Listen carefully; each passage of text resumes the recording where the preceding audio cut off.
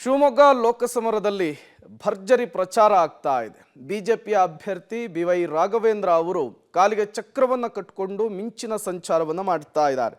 ಶಿವಮೊಗ್ಗ ಗ್ರಾಮಾಂತರ ಭಾಗದಲ್ಲಿ ಇವತ್ತು ರಾಘವೇಂದ್ರ ಅವರು ಬಿರುಸಿನ ಪ್ರಚಾರ ನಡೆಸಿದ್ದಾರೆ.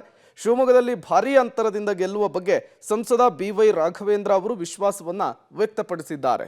ನಮ್ಮ ಶಿವಮೊಗ್ಗ ಕ್ಷೇತ್ರದ ಮತದಾರರು ಓಟ್ ಇಲ್ಲಿದೆ, ಉದ್ಯೋಗಕ್ಕೋಸ್ಕರ ಅಥವಾ ವಿದ್ಯಾಭ್ಯಾಸಕ್ಕೋಸ್ಕರ ಯಾರ್ಯಾರು ಹೊರಗಡೆ ಇದ್ದಾರೆ ಅವ್ರನ್ನ ಸೇರಿಸುವಂತ ಪ್ರಯತ್ನ ಆಗಿತ್ತು. ಸುಮಾರು ಒಂದು 4,000 to 5,000 ಜನ ಕ್ರೀಮ್ ಆಫ್ ದಿ ಇನ್ಫ್ಲೂಯೆನ್ಸರ್ಸ್ ಅಂದ್ರೂ ಕೂಡ ತಪ್ಪಾಗ್ಲಾರ್ದು ಆ ಜನ ಸೇರಿದ್ರು. ತುಂಬ ಒಳ್ಳೆ ರೀತಿಯಂಥ ಚರ್ಚೆಗಳಾಯಿತು.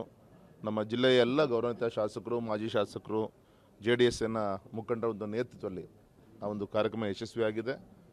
ಮತ್ತು ಇನ್ನೊಂದು ವಿಶೇಷವಾಗಿ ನಾಳೆ 18ನೇ ತಾರೀಕಿಗೆ ನಾಮಪತ್ರವನ್ನು ಸಲ್ಲಿಸ್ತಾ ಇದ್ದೀನಿ. ಅಷ್ಟರೊಳಗೆ ಒಂದು ಅವರಿಗೆಲ್ಲ ವಿನಂತಿ ಮಾಡಿ ಆ ಒಂದು ನಾಮಪತ್ರಕ್ಕೆ ಸಲ್ಲಿಸೋಕ್ಕೆ ಕೂಡ ಬರಬೇಕು ಅಂತ ವಿನಂತಿಯನ್ನು ಮಾಡುವ ದೃಷ್ಟಿಕೋನವನ್ನು ಇಟ್ಕೊಂಡು ನಾವು ಮಾಡಿದ್ದೆ. ತುಂಬ ಒಳ್ಳೆ ರೀತಿಯಂಥ ಕಾರ್ಯಕ್ರಮ ಯಶಸ್ವಿಯಾಗಿದೆ. ಇದು 4 ಎಲೆಕ್ಷನ್ಲು ಇದನ್ನೇ ಕೇಳ್ಕೊತ ಬಂದಿದ್ದೀವಿ ಸರ್.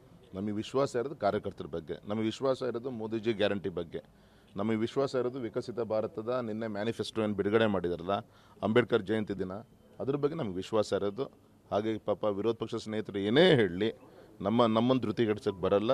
ನಮಗೆ ಯುದ್ಧ ಬಂದ ಶಸ್ತ್ರಾಭ್ಯಾಸ ಮಾಡುವಂಥ ಪಕ್ಷ, ಜನ, ಕಾರ್ಯಕರ್ತರು ನಾವ್ಯಾರು ಕೂಡ ಅಲ್ಲ.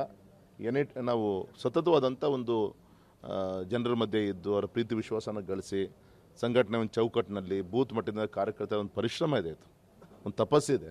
ಆ ತಪಸ್ಸನ್ನು ಈ ಒಂದು ಚುನಾವಣೆ ಸಂದರ್ಭದಲ್ಲಿ ಹೊರ ಹಚ್ಚುವಂಥ ಒಂದು ಪ್ರಯತ್ನ ಮಾಡ್ಕೊತ ಬಂದಿದ್ವಿ. ಮತ್ತು ಶಿವಮೊಗ್ಗ ಕ್ಷೇತ್ರದ ಮತದಾರ ಬಂಧುಗಳು ತುಂಬ ಬುದ್ಧಿವಂತರಿದ್ದಾರೆ.